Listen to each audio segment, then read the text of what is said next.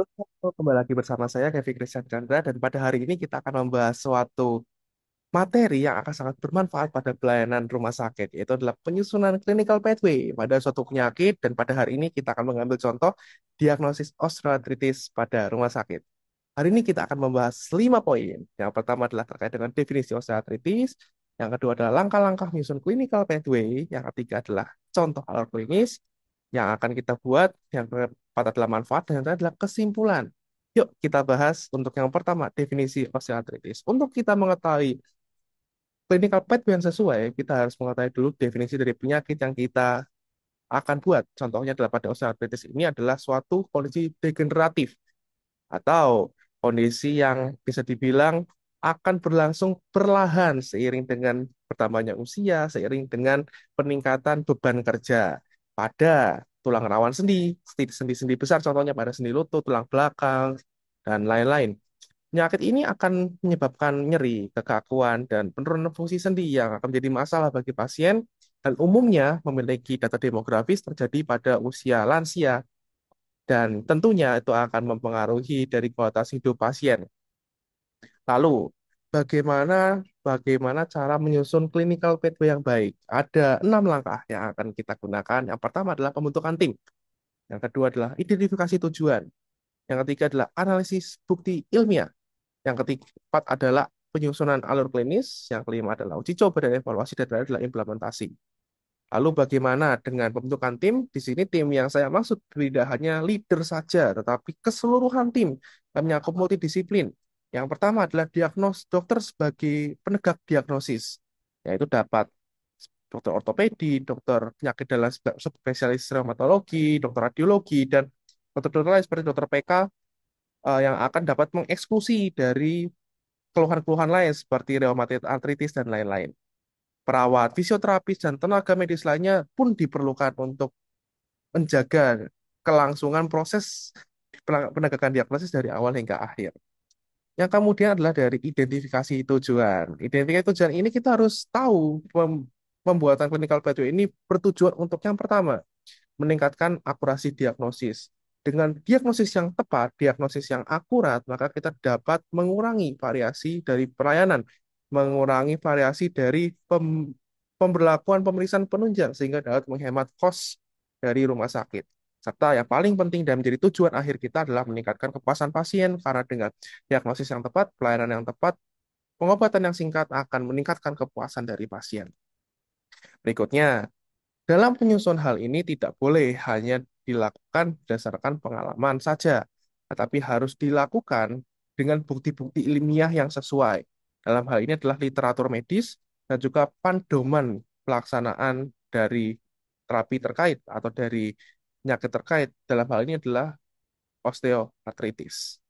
Yang kemudian adalah dari penyusunan alur klinis. Dalam penyusunan alur klinis ini, alur yang digunakan tidak hanya pada pemeriksaan penunjang saja yang spesifik, tapi harus dibuat komprehensif, dimulai dari anamnesis, kemudian pemeriksaan fisik, pemeriksaan penunjang, dan kita akan menyusun kriteria diagnosis yang sesuai. Kemudian di sini kita akan coba untuk mengevaluasi apakah langkah-langkah clinical pathway yang kita terapkan sudah baik atau belum.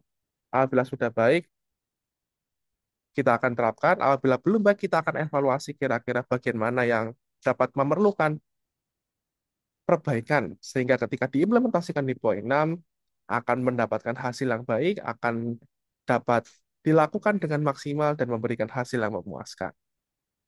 Contoh, pada hal ini saya akan memberikan beberapa contoh pada kasus osteoartritis. Yang pertama, terkait dengan anamnesis. Riwayat penyakit pasien itu sangat berpengaruh sekali karena apabila mungkin kita akan menemukan pasien dengan diabetes, darah tinggi, riwayat autoimun itu dapat mengindikasikan untuk penyakit-penyakit lainnya dan juga beberapa penyakit seperti obesitas itu akan mengindikasikan untuk penyakit ini. Tapi dan oleh karena itu riwayat penyakit tidak boleh disepelekan, harus ditanyakan untuk riwayat penyakit yang mengarah pada penyakit ini dan mengeksklusi penyakit-penyakit lain. Keluhan utama yang sering didapatkan yaitu seperti nyeri, terus nyeri ketika bergerak, krepitasi, terus sendi yang bengkak, itu dapat mengindikasikan penyakit ini dan tidak boleh terlewat untuk keluhan utama. Faktor resiko seperti aktivitas berat, obesitas, menopause, itu tentunya akan sangat mengarahkan pada diagnosis sehingga untuk anamnesis dari riwayat penyakit hingga aktivitas sehari-hari seperti pekerjaan tentu akan sangat baik apabila ditanyakan dengan detail.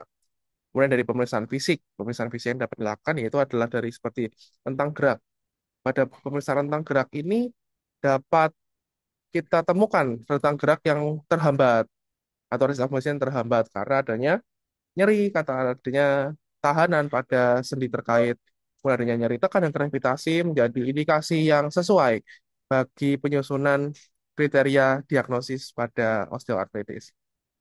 Kemudian pemeriksaan penunjang seperti laboratorium dan radiologi menjadi tambahan tersendiri yang baik untuk dilakukan sehingga dapat memberikan hasil yang maksimal pada diagnosis ini seperti darah lengkap.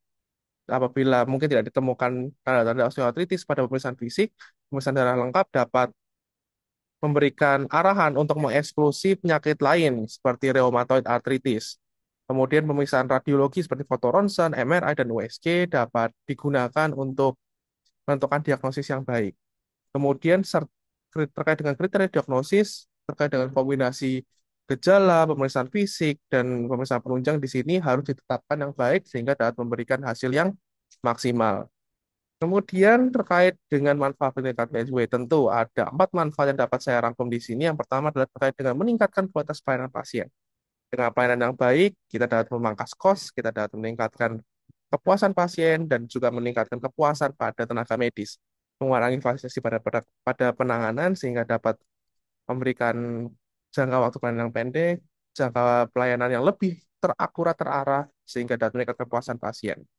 Dan sekali lagi, memaksimalkan mengefektifkan kos pada rumah sakit, meningkatkan efisiensi dan penggunaan sumber daya, serta meningkatkan kepuasan pasien dan tenaga medis. Serta untuk kesimpulan pada hari ini adalah clinical pathway yang efektif dapat meningkatkan kualitas diagnosis dan pelayanan pada penyakit, dan pada hal ini adalah osteoartritis. Dan implementasi yang baik diharapkan dapat memberikan dampak positif pada kesehatan dan kualitas hidup pasien serta rumah sakit, karena dengan alur kerja yang baik, maka diharapkan akan memberikan pelayanan yang baik bagi rumah sakit dan bagi pasien.